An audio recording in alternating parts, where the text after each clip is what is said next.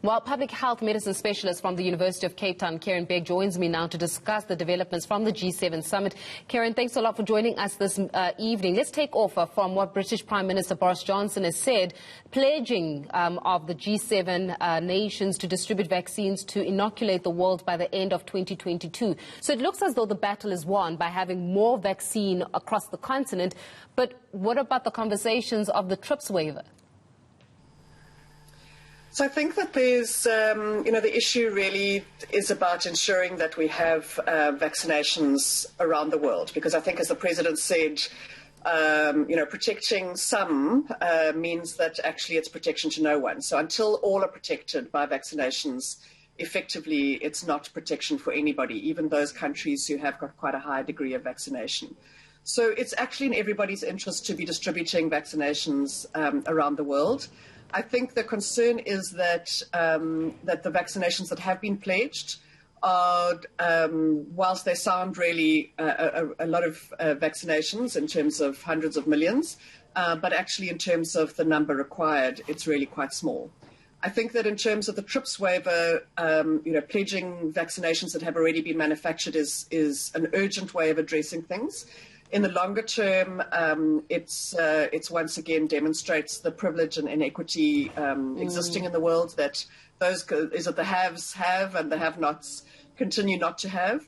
I think one of the biggest challenges with the TRIPS waiver is that its vaccination production manufacturing and production of vaccinations is quite complex, and just simply removing the TRIPS waiver won't necessarily capacitate countries to be able to produce. And I think that's going to be one of our biggest challenges. Yeah, and then, as you're speaking about how the 1 billion pledges from the G7 countries fall significantly short from even what the World Health Organization has said around even making available the 11 billion doses. So will the objective be achieved of indeed being able to inoculate a great significant part of the globe by the end of 2022?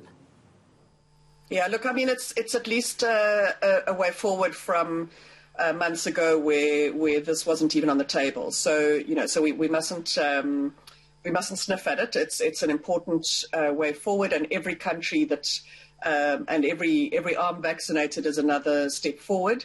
But it nevertheless is quite small, and we really need G7 nations to be recognizing that until everybody's vaccinated, no one's safe. Yeah. So they really need to be acknowledging that we're all in this one world together, and the impact is on everybody. So everybody needs to be ramping up. But I think that the issue is that we need to be capacitating countries where there are unfair, not just the trade agreements, but also the kind of capacity to be able to manufacture. So the kinds of manufacturing capacities require years of transfer of skills and knowledge to be able to get it up and running. Biologicals are not easy to manufacture, and are also incredibly costly.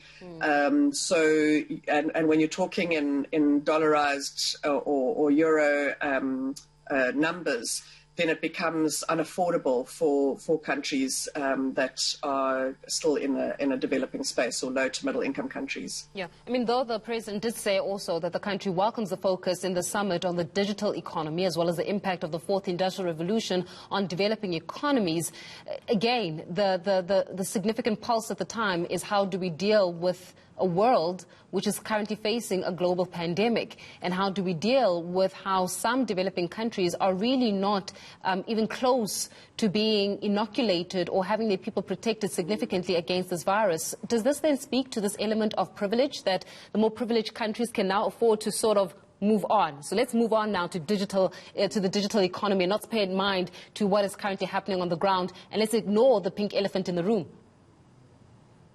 Exactly. I think that COVID has really taught us that in a sense the nationalistic approach of as soon as I'm fine, I'm not really going to worry about anybody else, actually doesn't work for the world. We're all one world, and we really all need to be working together, and we need to be sharing knowledge, sharing capacities, sharing competencies in the kinds of things like vaccine manufacturing.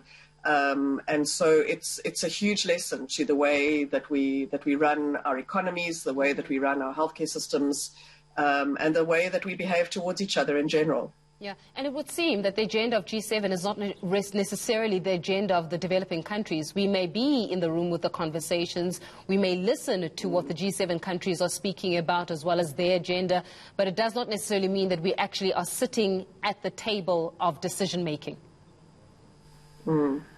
Exactly, and I think that's really important and key. Is that we really is that it's really around power plays and who carries the most power, makes the decisions, but that without everybody being at the table, we're not actually necessarily going to be acting in the best interests of everybody, and that's part of the importance, is that G7 nations are not safe either unless everybody's at the table, and that we're making decisions that encompass everybody in the world. Yeah. So we really need to be focusing on capacitating developing countries.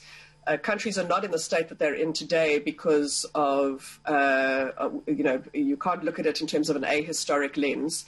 They're there today because of colonization and aspects that have happened over many generations. So it really is everybody's imperative to make sure that we capacitate and bring a fairer and more equitable world into being. We'll leave it there. Kerrin, Begg, thanks so much for joining us this evening, giving us some insights on that. G7 summit has officially wrapped up.